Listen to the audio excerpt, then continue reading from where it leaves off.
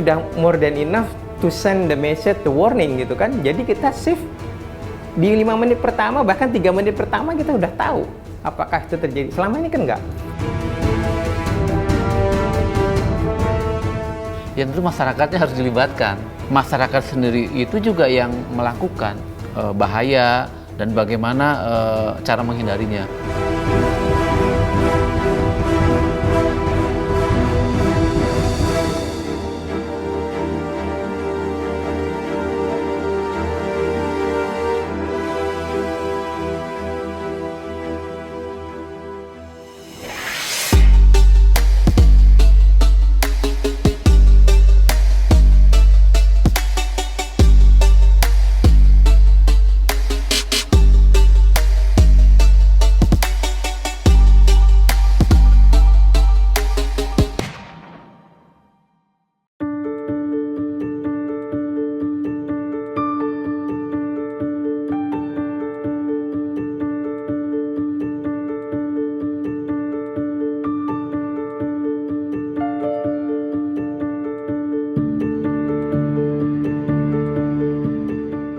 Dalam melakukan antisipasi bencana tidak bisa dari hanya satu pihak, ya, baik itu sebagai subjek maupun sebagai objek.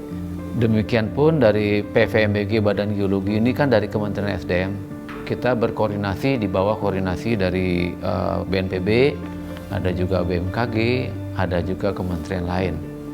Nah ini mempunyai tugas dan perannya masing-masing dalam antisipasi bencana ini.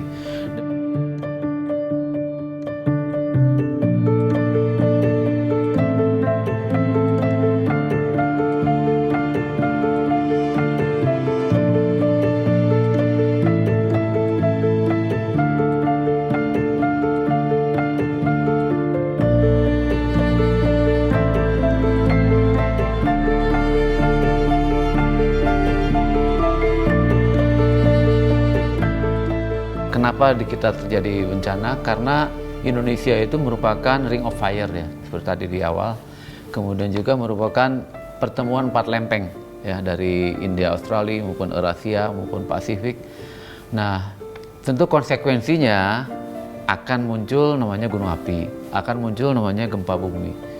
Dan hasil pertemuan lempeng juga membuat morfologi yang bergelombang, yang secara meteorologi juga curah hujannya cukup tinggi. Nah ini kalau berinteraksi ya tentu ada konsekuensinya dari kondisi geologi tersebut.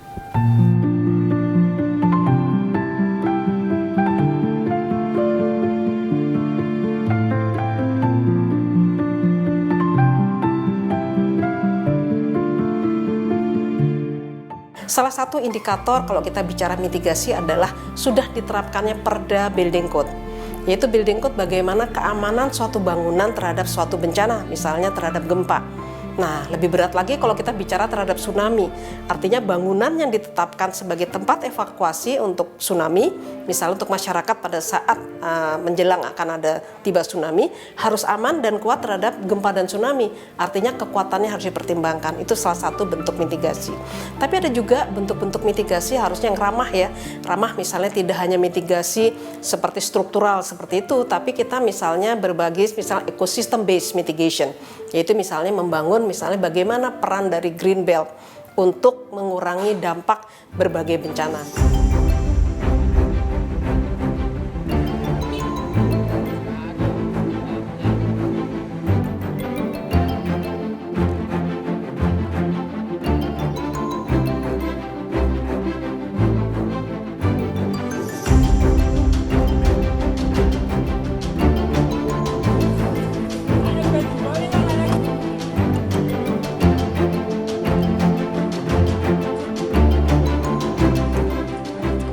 Untuk membangun ketangguhan suatu bangsa, itu tidak hanya masyarakat diminta tangguh, tidak hanya masyarakat diminta responsif, tapi tolonglah infrastruktur betul-betul mempertimbangkan aspek mitigasi bencana. Artinya apa? Mengurangi kerentanan dengan meningkatkan kekuatan bangunan, fasilitas yang memadai dan sebagainya. Itu kurang lebih ya pentingnya mitigasi.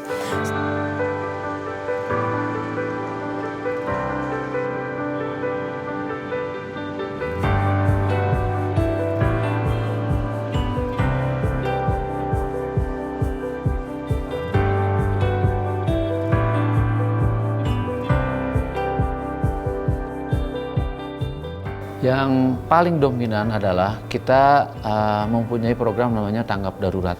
Jadi begitu ada kejadian atau sebelum kejadian kita sudah mengirimkan tim ke lapangan ya. Kemudian juga kita dominan atau banyak pekerjaan berupa rekomendasi. Nah ini sangat penting ya. Dari hasil survei, collecting data dari PVMBG ini hasilnya berupa rekomendasi yang disampaikan ke daerah agar masyarakat terhindar dari bencana.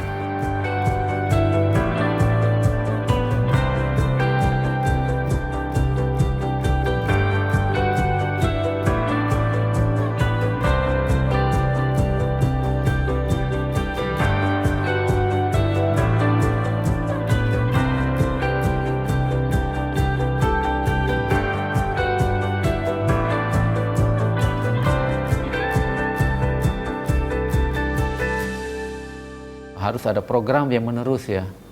Jadi baik dari pemerintah pusat, pemerintah daerah maupun koordinasi yang menerus antara kementerian lembaga dan koordinasi juga dengan pemerintah daerah dan masyarakat. Nah ini yang harus dan ini sedang terus diperbaiki ya. Kita punya gerbang terdepannya adalah dalam ini untuk hilir ini adalah BNPB.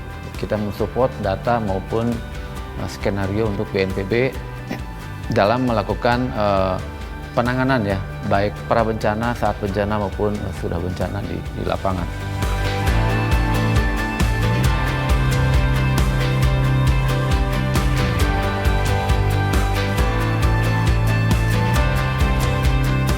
Jadi memang bencana itu kan datangnya sewaktu-waktu, tidak janjian ya. Ketika terjadi bencana dengan adanya desa tangguh bencana ini, maka masyarakat yang kena bencana sudah otomatis bisa mandiri.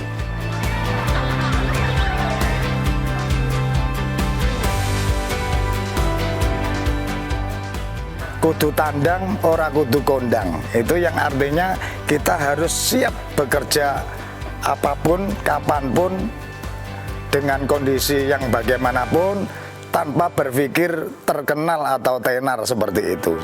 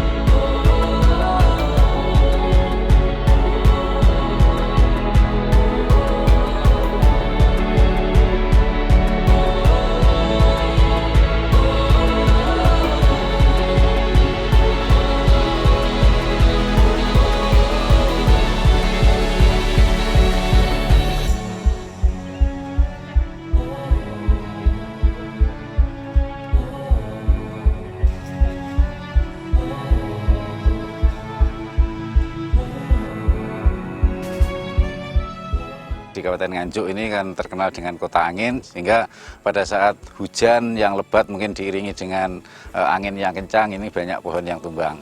Selain itu juga ada kekeringan. Di Kabupaten Nganjuk ada satu desa yang mengalami kekeringan, yaitu di wilayah utara. Kemudian yang terakhir adalah kebakaran hutan dan lahan.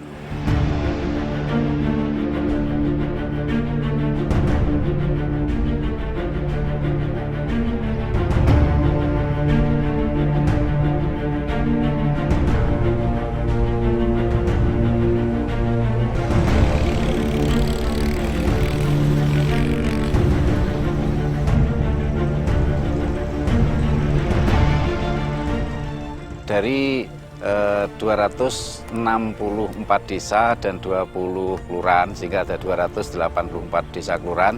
Ini setelah ada kajian risiko bencana kemarin, ada 100 desa yang rawan bencana. Dan itu sudah kita lakukan pembentukan desa tangguh bencana yang sebanyak 64 desa dan kelurahan. Desa Nduren, Kecamatan Sawan, Nganjuk ini, yang tahun 2021 kami ikutkan lomba desa tangguh bencana tingkat Provinsi Jawa Timur Alhamdulillah Destana Desa Nduren ini sebagai juara.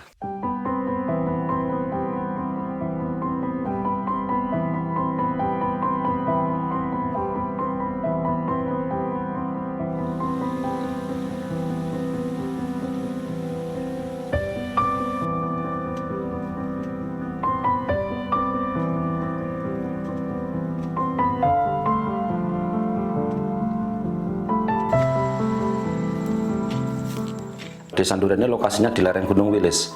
Dari ketinggian dari permukaan laut 800 meter di atas permukaan laut. Dan posisi kita sudah di lereng. Jadi resiko bencana yang terjadi di sini adalah yang pertama yang paling utama adalah tanah longsor, kemudian angin puting beliung. Destana juga memberikan pengetahuan terutama di jalan-jalan usaha tani yang untuk akses pertanian, kemudian terkait dengan irigasi, itu yang kedua. Terus yang ketiga, masyarakat sadar di saat ini biasanya buang sampah di sembarang tempat, di kali, di saluran air, sekarang sudah tidak lagi.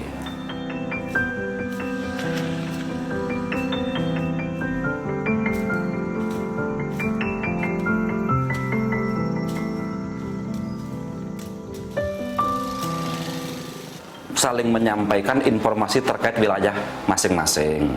Tuh, apabila terjadi sesuatu, terjadi bencana, mereka sudah saling tahu. Terus untuk masyarakat sendiri, kita menyampaikan kepada masyarakat itu lewat pengeras suara di musola masjid, lewat kentongan.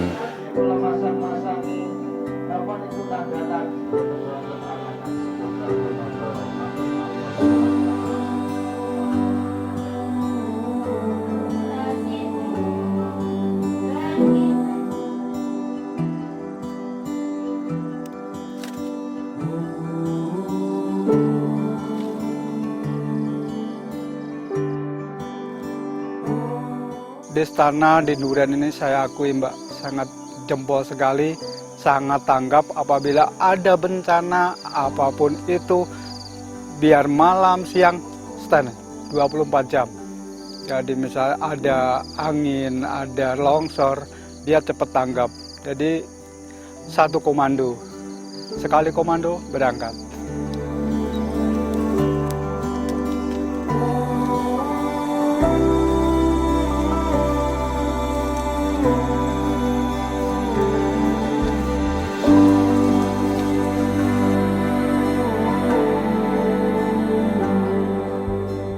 Panduan-panduan atau pengarahan kayak usaha kerakyatan diarahkan ke situ, misalnya usaha kayak gini ketela dibikinin keripik, dibikin apa supaya ada pelatihan-pelatihan.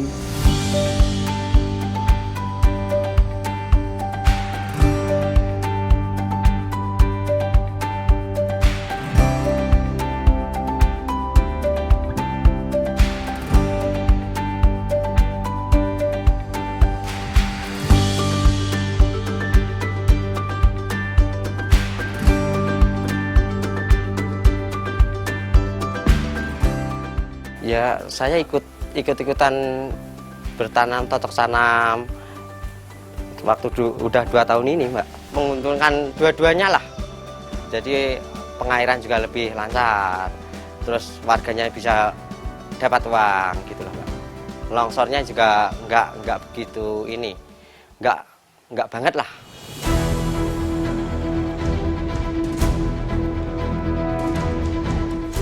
Ternyata lihat di jalan tuh udah banyak tumpahan air. Lihat orang-orang pada lari, ya udah kita juga ikut lari, ikut ngungsi. Tujuannya yaitu ke gunung yang lebih dataran tinggi gitu.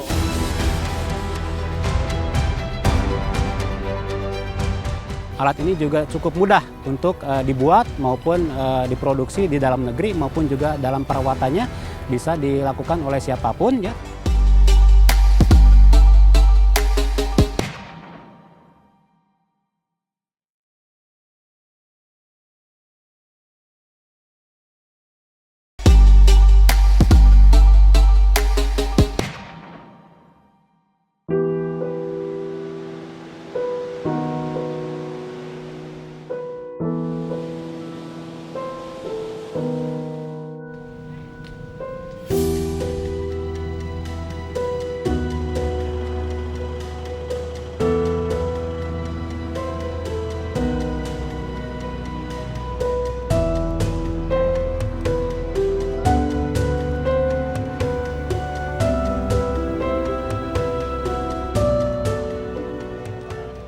Waktu itu saya tuh lagi kerja bikin kerajinan. Nah, tiba-tiba ada suara gemuruh itu, terus saya tuh lari ke jalan, ternyata lihat di jalan tuh udah banyak tumpahan air. Nah, dari situ lihat orang-orang pada lari, ya udah kita juga ikut lari, ikut ngungsi. Tujuannya itu ke gunung yang lebih dataran tinggi gitu.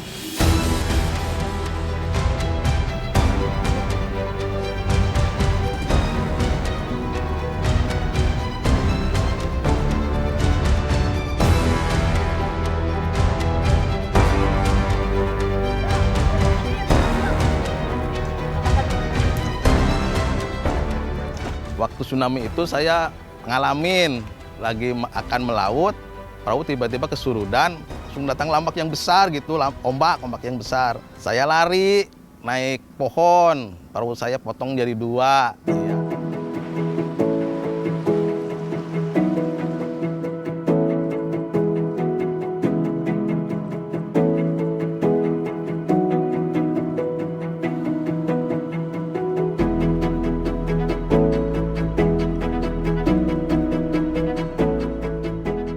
Iya, dulu nggak ada deteksi tsunami, jadi lihat ombak, tara biasanya lambak segitu besarnya, jadi saya lari, jadi banyak yang korban gitu.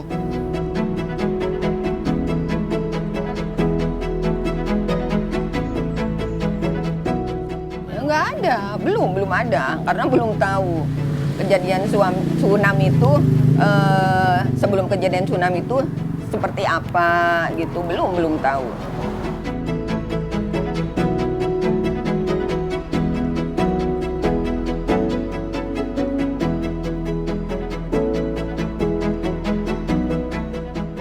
Sebenarnya hampir seluruh wilayah pantai kita ya, terutama pantai selatan dari Sabang sampai ke Sumba itu, kemudian seluruh pantai pulau-pulau kecil kita di wilayah timur Indonesia, di Pulau Banda, kemudian juga di Sulawesi ya, Sulawesi bagian utara.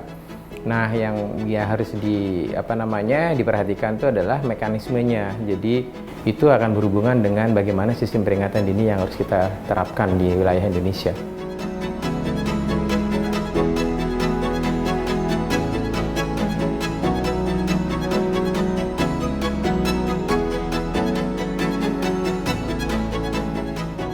Kita berada di zona, istilahnya itu near field. Jadi jarak sumber gempanya dengan garis pantai itu sangat dekat. Sehingga kita punya istilahnya golden time atau waktu emas untuk menyelamatkan diri itu sangat pendek. Sehingga kita harus pandai-pandai untuk memilih teknologi yang tepat, efisien, mudah dioperasikan dan bisa di-maintain oleh masyarakat setempat, bisa diperbaiki, maintenance-nya murah segala macam itu. Kita udah agak tenang ya. Selama ini itu masih blank ya di situ. Kita nggak punya teknologi untuk itu. Sekarang alhamdulillah udah ada.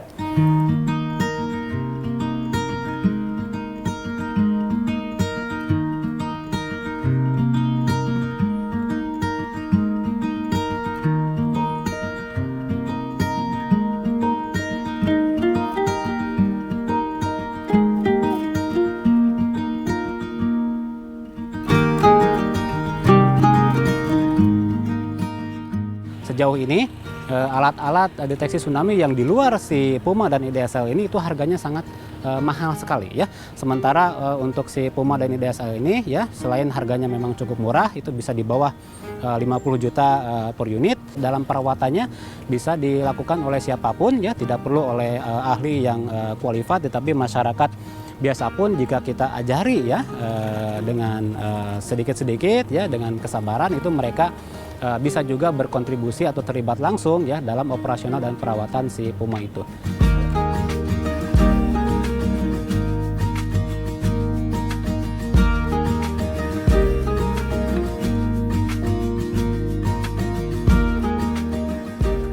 Kami menargetkan bahwa sistem Puma ini bisa dipasang di seluruh Indonesia, bisa membantu pada kondisi yang betul-betul kritis ya, dan bisa menjawab masalah-masalah pada saat bencana terjadi.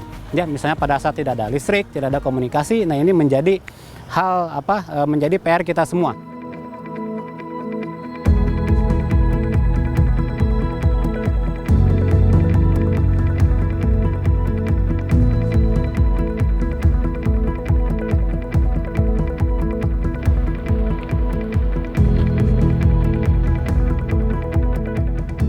Area kita ini sudah dipasangi berbagai deteksi atau alat yang memang bisa mendeteksi tsunami secara dini. Evakuasi tetap diperlukan ya, karena jaraknya memang sangat dekat sekali dengan laut. Nah, oleh karena itu kita sudah juga mengidentifikasi beberapa rute untuk mencapai zona aman, baik itu yang ada di tengah laut maupun di atas bukit sana.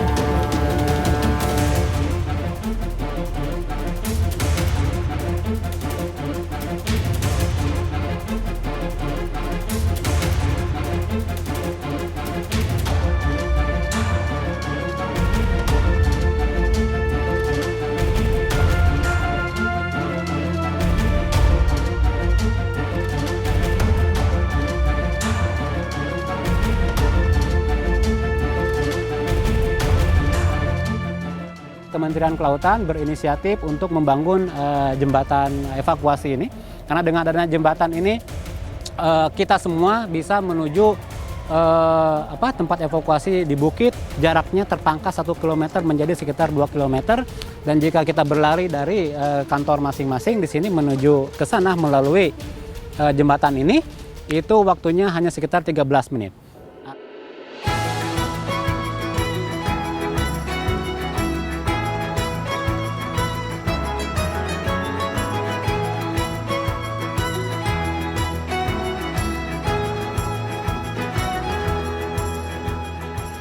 Sekarang kan ada alat berdeteksi tsunami yang ada nyium-nyium gitu. Itu bagus sekali ya buat masyarakat Pangandaran, khususnya nelayan. Jadi kalau ada gempa riak-riak, ada bunyi-bunyi sirine itu, kan bisa langsung lari, katanya 30 menit dari datangnya ombak tsunami itu, ya.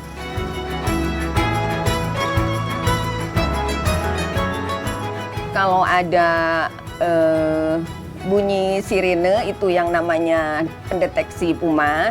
Jadi kita kan jadi sigap gitu untuk pergi jauh atau untuk mengungsi gitu. Bagus sih.